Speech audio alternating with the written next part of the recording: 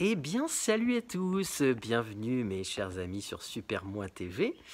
Euh, et pour ceux qui ne me connaissent pas, je suis Franck Pochard, je fais des vidéos, des interviews depuis 7 ou 8 ans. Et voilà, et aujourd'hui, alors vous allez vous dire, qu'est-ce que je fais avec deux oiseaux sur les épaules? Mais vous allez comprendre dans quelques minutes, puisque j'interviewe Sylvie, qui a un métier tourné vers les autres, qui a un métier autour de l'humain et autour des animaux. Donc si vous avez déjà trouvé, tant mieux. Pas évident en tout cas de trouver, et réponse dans quelques minutes. Salut Sylvie. Bonjour. Alors, on te voit avec tes animaux, comme on vient de me voir avec tes oiseaux sur les épaules. et c'est vrai que du coup, alors on va te découvrir. Moi, je suis très content de t'accueillir sur Super Moi TV. Rencontre, voilà, comme la vie, je dirais, finalement.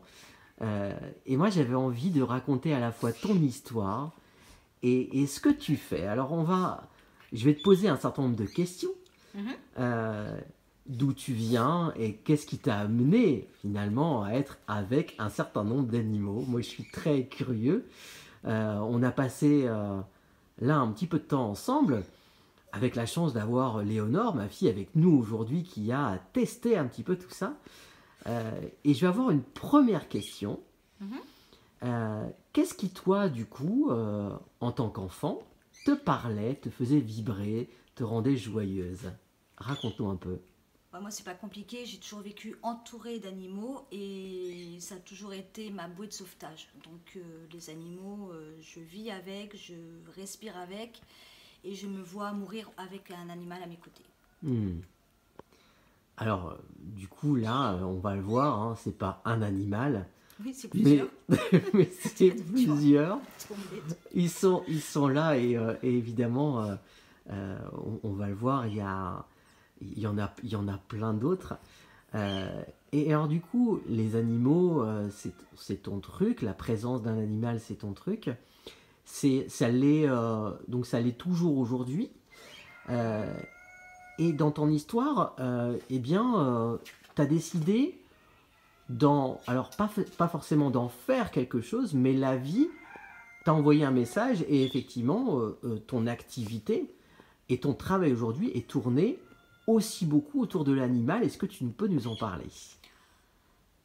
De toute façon, c'est pas aussi simple que ça. Disons que quand j'étais ado, je voulais être éleveuse et dresseuse de chiens. D'accord.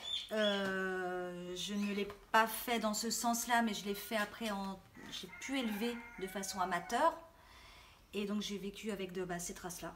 J'ai élevé 16 ans le chiperque, le plus petit chien de berger au monde. Et de temps en temps, je voyais les émissions, enfin les formations de médiation animale. Quand j'ai fait ma formation de zoothérapie, je voulais le faire.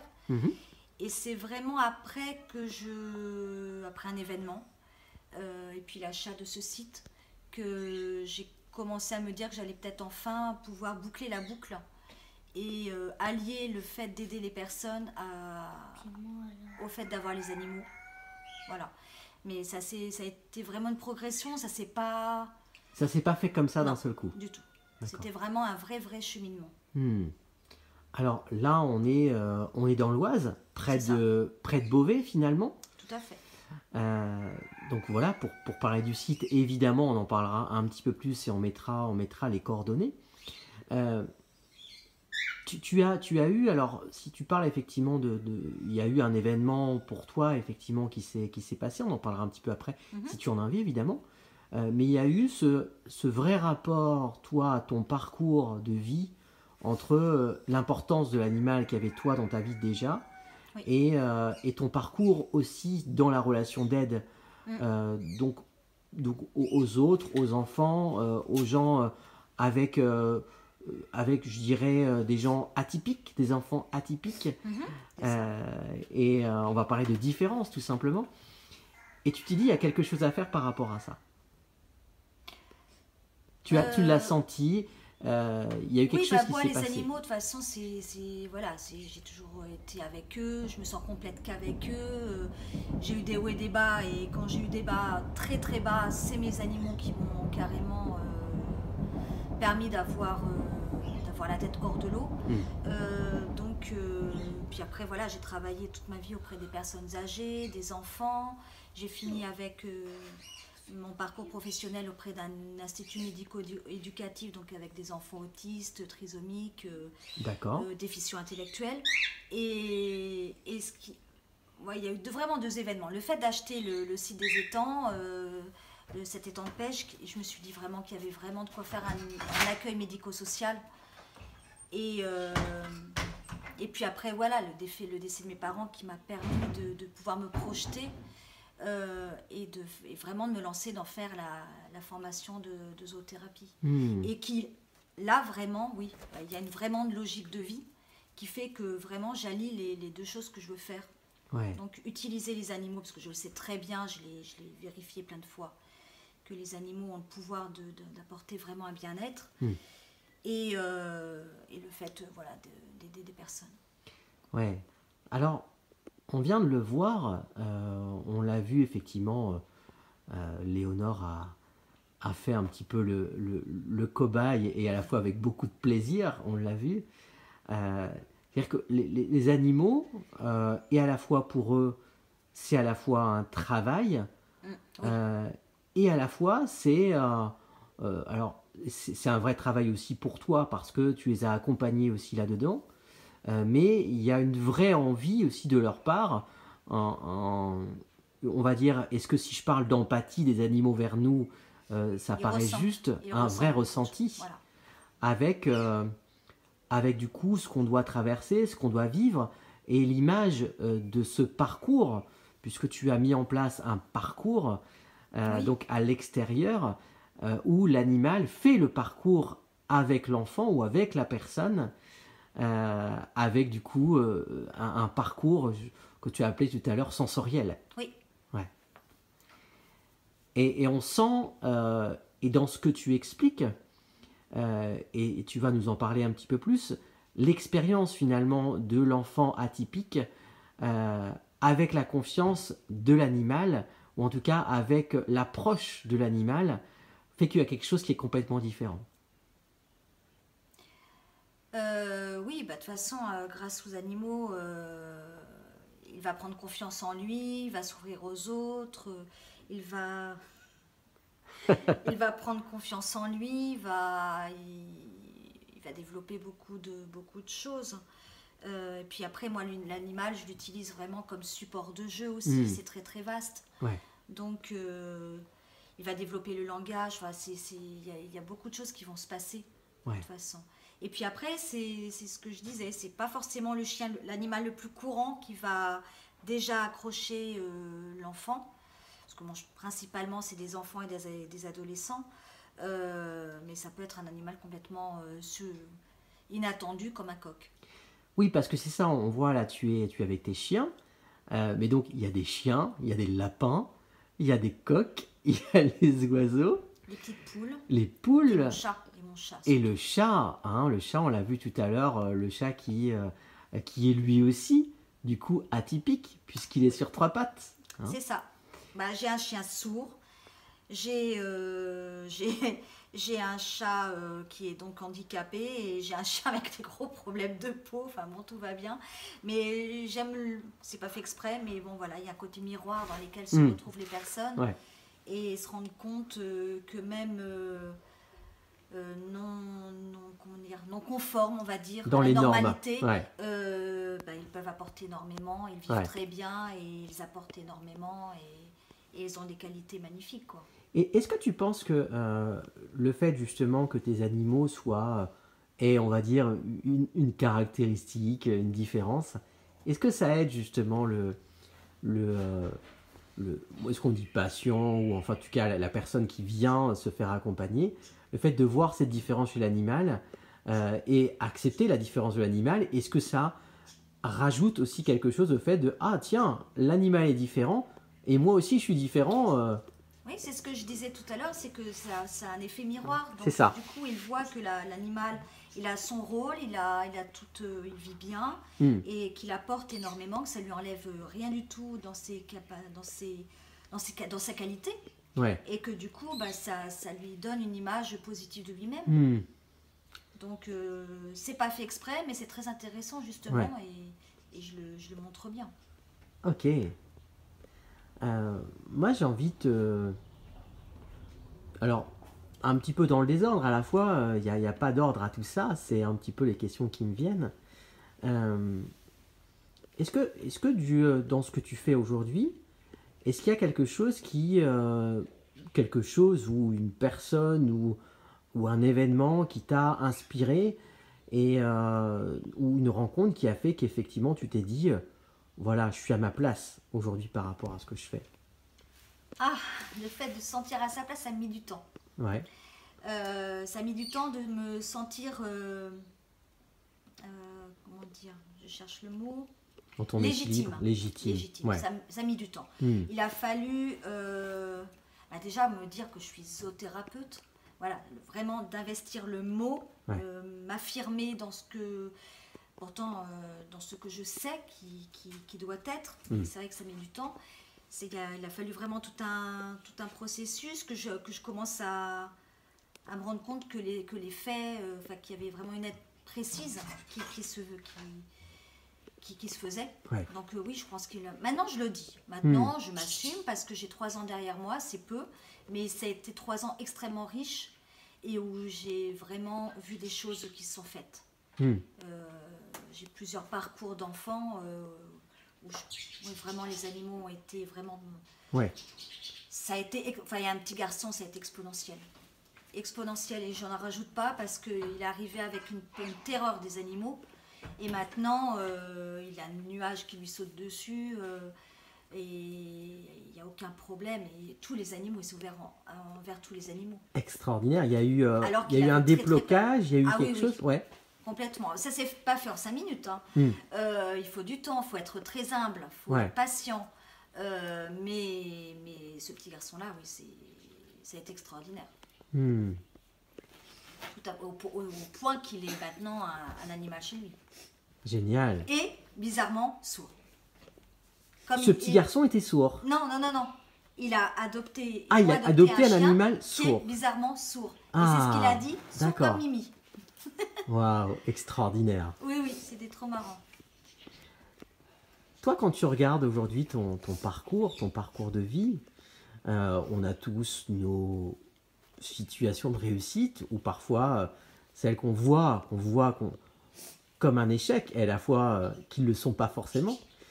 C'est quoi pour toi la situation qui a été voilà, compliquée de ta vie et qui finalement est une vraie réussite pour toi? Ah, non, tu peux répéter? Oui, bien sûr.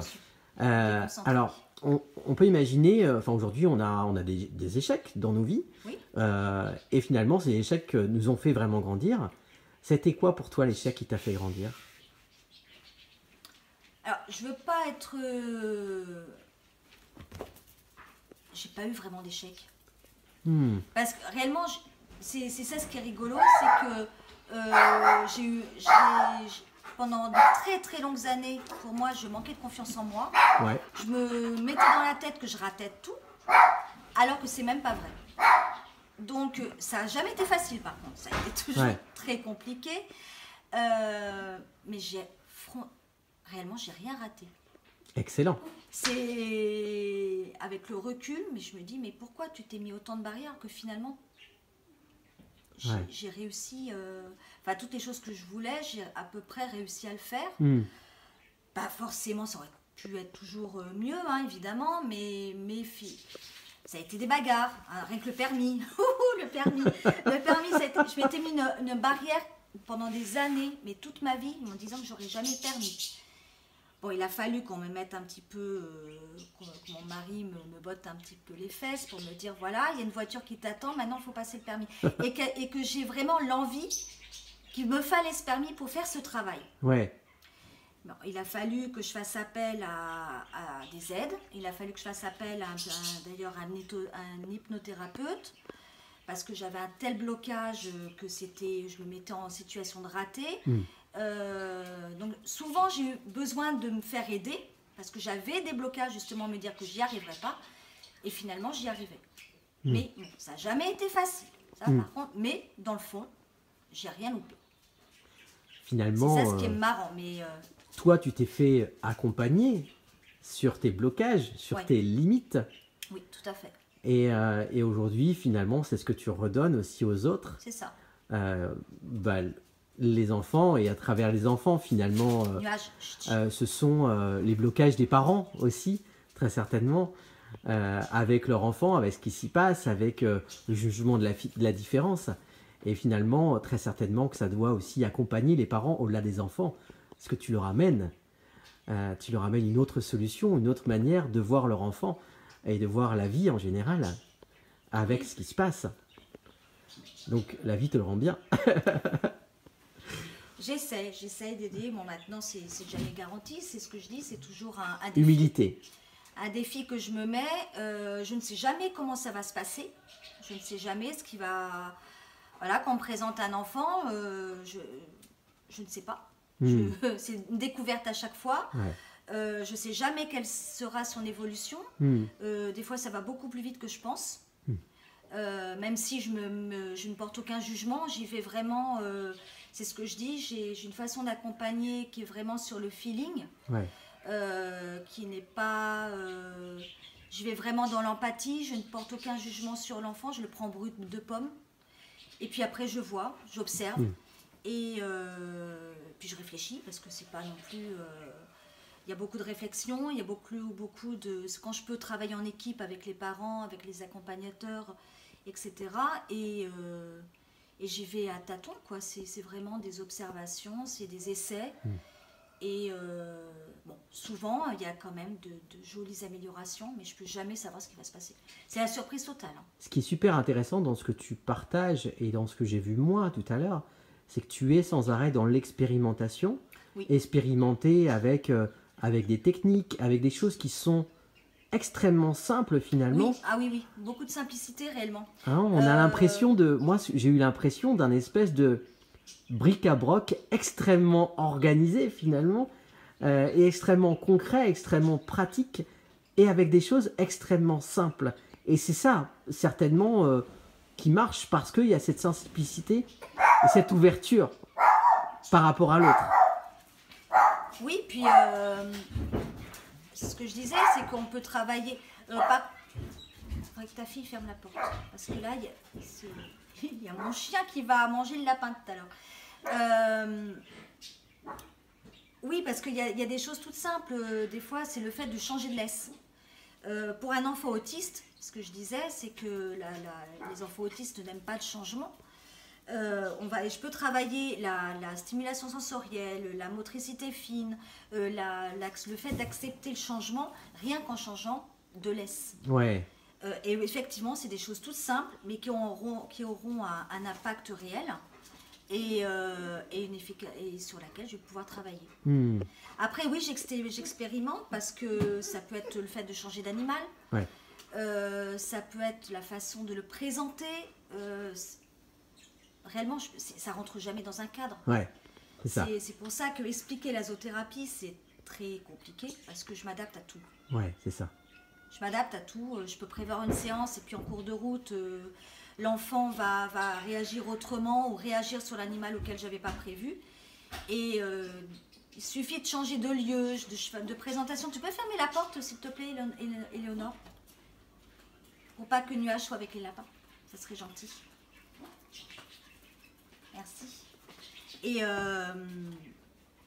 puis voilà, oui, c'est des choses comme ça. C'est vraiment tout le temps de l'adaptation. Ouais.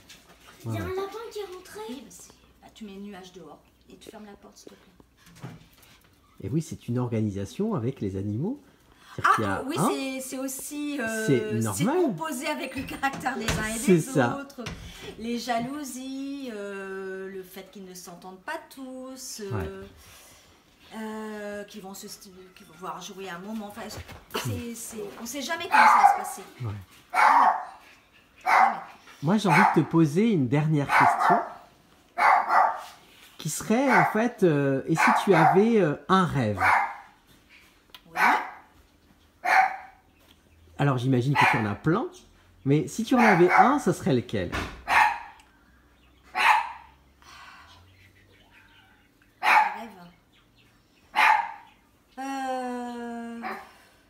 tu me poses une colle. On a le droit, on peut faire un joker si tu veux. Ouais, pour l'instant, ça ne vient pas. À part de vivre, d'avoir encore la forme longtemps, des animaux. Si, j'aimerais bien pouvoir que mon chien n'ait plus ses problèmes de peau pour pouvoir qu'il puisse s'aider vraiment. Ouais. Parce que je sens qu'il veut aider et qu'il est mal dans sa peau. Et du coup, je suis un petit peu mal aussi. Parce que dès que mes animaux sont mal, moi je suis mal. J'aimerais réussir les décis. Je commence une formation de communication animale, j'espère y arriver. Ah, joli rêve. Ouais, parce que là aussi, si je pouvais... J'ai encore des idées de formation. J'ai envie de te poser une dernière question quand même parce qu'elle me vient, donc je me permets. Est-ce que finalement, pour la sensible que tu es, et que tu as été, j'imagine, enfant, est-ce que c'est un joli pied de nez ou un joli clin d'œil à la vie de se dire qu'aujourd'hui, finalement, ce que tu étais, ce que tu es aujourd'hui encore, avec cet amour pour les animaux, aujourd'hui, tu vis avec tout ça et ça te rend heureuse. Et les autres aussi. Ça, c'est vrai que j'aurais pas pensé en être là aujourd'hui. C'est vrai. Ça, c'est vrai que je me surprends un petit peu quand même. Je me fais plaisir à avoir beaucoup d'animaux parce que quelque part, c'est la bonne excuse. C'est la bonne excuse parce que j'ai toujours rêvé d'avoir des oiseaux et là, c'était l'idéal. Du coup, de pouvoir travailler avec des oiseaux, c'est vrai que le fait de travailler avec un chat, je ne pensais même pas pouvoir le faire. Et j'en rêvais. Et c'est simplement en observant les animaux que j'avais autour de moi que je me suis rendu compte que cette chatte-là avait envie d'apporter. Et après, je leur fais une totale confiance finalement. J'y vais. Souvent, on me demande si les animaux que j'ai, si c'est des animaux achetés. Achetés ou achetés pour. Ouais. Pas forcément. Pas forcément, c'est souvent c'est souvent des animaux qui sont venus à moi, qu'on m'a donné, et c'est en les observant que je vois ce qu'ils sont, et après je tente. Je tente, et généralement, jusque-là je me plante pas. C'est que j'arrive encore à pas trop me tromper, c'est pas mal. Et après, il y a d'autres chiens, celle-ci, par exemple, c'est un projet que j'ai avec cette petite chienne et j'en suis super contente. Comme Mystique, mais Mystique était acheté, éduqué pour ça, mais après, il y a un aléa qui fait que une petite complication, qu'elle soit devenue sourde. Mais après, je travaille avec elle comme elle est. Et je prends les animaux comme ils sont, et puis après, je m'adapte avec leur caractère. Mais voilà, il y a les deux. Il y a vraiment les deux cas de figure. Et chacun apporte finalement ce qu'il peut apporter. Oui, c'est ça. Il faut vraiment... c'est ce que je me dis tout à fait. On n'aura jamais l'animal parfait, parce que déjà, est-ce qu'on est parfait? Nous, non. Après, je fais avec. Ils ont tous quelque chose à apporter, effectivement, selon leurs possibilités, leurs capacités. Et après, il faut les laisser faire, beaucoup. Parce qu'eux, ils savent... Moi, je me rappellerai toujours d'une jeune fille qui avait très peur des animaux, enfin, assez peur. Et Mystique, jusque-là, elle était très conforme. Elle y allait tout en douceur et tout. Et un jour, elle a décidé qu'elle allait un petit peu, entre guillemets, c'est un gros guillemet, la bousculer. C'est-à-dire y aller un peu plus franchement vers elle, lui faire un gros bisou. Et la jeune fille, elle a très bien réagi. Parce que Mystique, du coup, elle a senti que c'était le moment. D'un petit peu pousser un petit peu, parce qu'elle pouvait le faire, elle pouvait le supporter. Et c'est une brèche. Et après, moi, je m'en fous. Moi, je m'enfonce dans la brèche après. Donc, c'est en observant vraiment... Voilà, avoir un animal, enfin moi personnellement, avoir un animal hyper trop dressé, trop parfait, finalement, il y aurait moins de choses qui se passeraient. Pour ma part. Après, je ne juge pas ce que font autrement. Moi, ça me permet qu'il y ait des choses qui se passent et du coup, et que les personnes s'adaptent. Et on parlait beaucoup de lâcher prise et de confiance, justement, et le fait qu'il y ait cette confiance, qu'il y ait cette complicité, et qu'il y ait cette fait de capter l'intelligence et l'émotionnel de l'animal, fait qu'il se passe tout ça aussi. Sans que toi, tu sois spécialement là à tout vouloir contrôler. Non, faut pas tout vouloir. Ouais. Faut les laisser, leur laisser champ libre. Ouais. Parce que eux, ils le savent, effectivement. Et la magie opère. Souvent, ouais. Souvent. J'ai envie de te remercier infiniment, Sylvie, pour ce moment, pour toute la générosité que tu as là dans ce qu'on se raconte, dans ce qui s'est passé tout à l'heure et que moi j'ai eu la chance de vivre. Voilà, un grand merci à toi. Je te souhaite plein de belles choses dans les rêves et dans le reste. Merci à toi, merci infiniment, Sylvie. Et merci à toi. À bientôt à tous. Merci de nous avoir suivis.